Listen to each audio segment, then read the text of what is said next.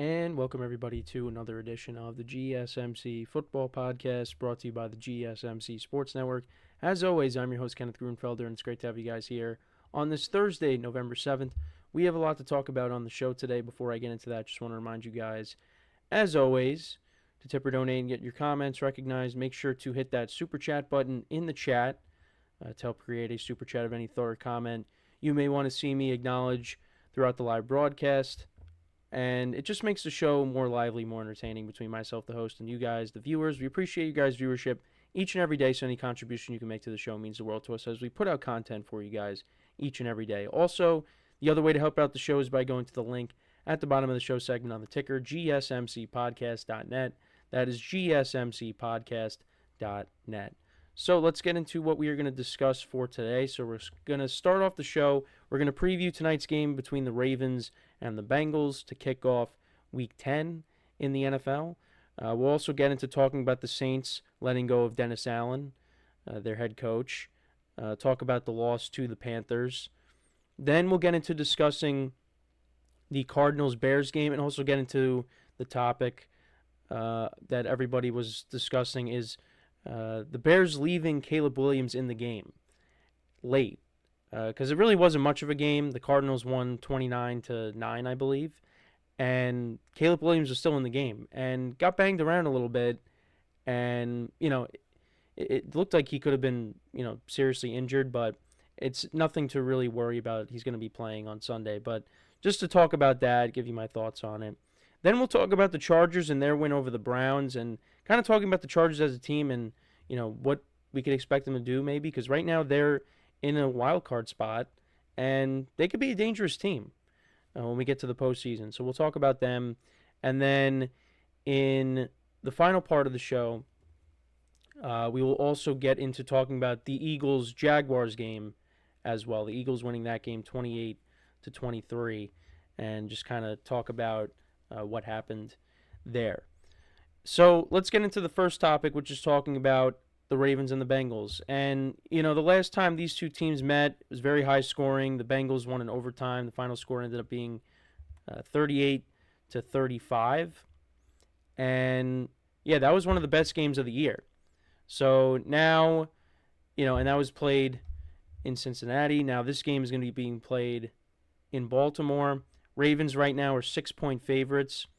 And there's going to be some guys missing from this game. It doesn't look like T. Higgins is going to be playing tonight for the Bengals. And then on the other side, I know Isaiah Likely, he is not going to be playing. Their other tight end has been ruled out.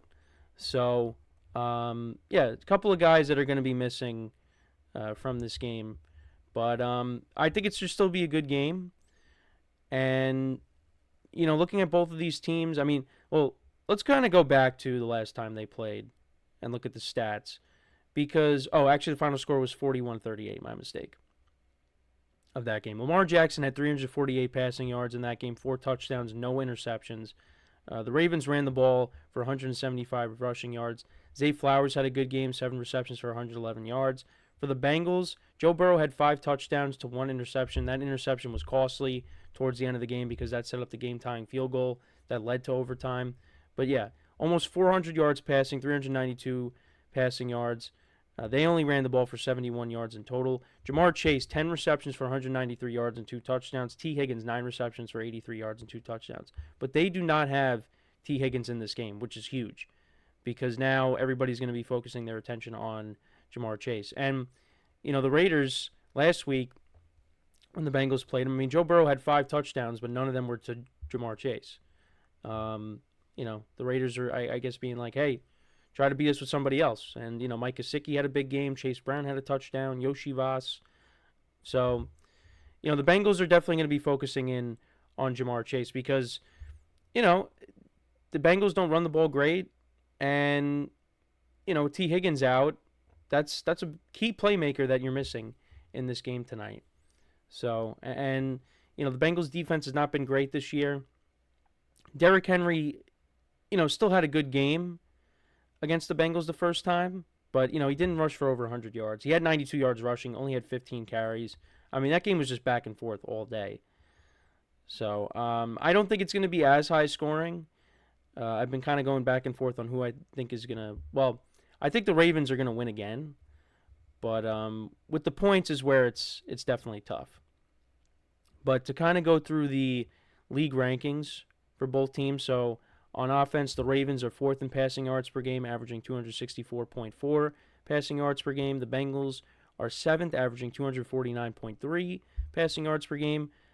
Running the ball, the Ravens are first, which is there's no surprise there. 191.9 rushing yards per game to the Bengals 94.2, which is 27th. Ravens are first.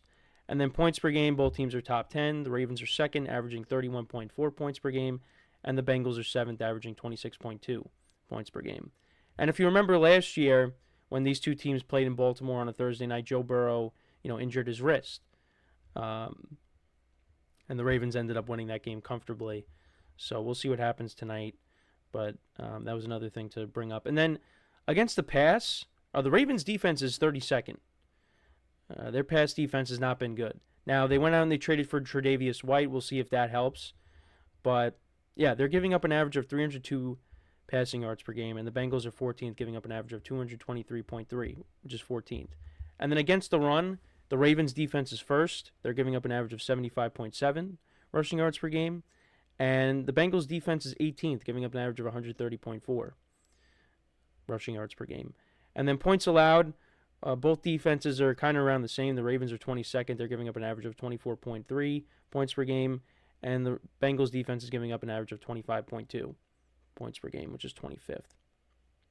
So it's going to be interesting. And both quarterbacks are playing really well this year. Lamar Jackson has almost 2,400 yards passing. He has 20 touchdowns and 2 picks. Joe Burrow has a little over 2,200 yards passing, and he's got 20 touchdowns to 4 interceptions. So both quarterbacks are playing at MVP levels. But the Ravens are 6-3. Bengals are 4-5. Bengals are trying to get back to 500. This is a big game for them. And their next 2 games are in prime time because the following week they'll be playing the Chargers. That's on a Sunday night. But yeah, with T. Higgins being out, that doesn't, make me feel good when it comes to the Bengals, because he is a big target. And, now you take him out of this game and it's Jamar Chase. And look, Mike Gesicki had a good game, like I said, against the Raiders. And, Yoshi Voss has made plays for them. And Chase Brown has looked good out of the backfield. But, he's more of a receiving back. They don't run the football great. So it's really going to be up to Joe Burrow in that offense to just, be throwing it all day and trying to keep up with this Ravens offense as well. Because this Ravens offense is very explosive. And they made it better by acquiring Deontay Johnson, to go along with Zay Flowers, who's having a good year. Mark Andrews, I expect him to make some plays tonight. I mean, now with Likely being out for this week, that's a weapon that they don't have here. And of course, Derrick Henry. I think Derrick Henry will get, his usual 100 yards rushing, and he has scored a touchdown every week this season, so I would assume he's going to do the same thing tonight. He's very hard to keep out of the end zone. So, but I expect this to be a good game, but I don't know. For me right now, the Ravens, they are one of the best teams, and the Bengals are going to put up points, but can their defense get stops? And that's really going to be the key in this game. Can the Bengals defense get key stops in key moments? I don't know. I don't know if that is going to happen. But I expect Burrow in this offense to, move the ball. But like I said, it's going to be tough to stop this Ravens offense because they could beat you in so many different ways. They're not one-dimensional. The Bengals offense is kind of one-dimensional. So, and you're missing one of your top guys. But we'll see what happens. The Bengals kind of got their backs against the wall. They're a game under 500 right now. They win this game tonight, that's huge. Get yourselves back to 500, and then, a new season starts for you. So, can this game live up to the one earlier this season? I don't think so. But who knows? Who knows? We will see. We will see what happens. But I do like the Ravens to win. Again, I'm going back and forth on if I think the Bengals are going to cover or not. Because the Bengals can put up points. It's just with T Higgins being out, that's like I would have felt. I definitely would feel more confident if T Higgins was playing. To take the points. But yeah, I don't really know.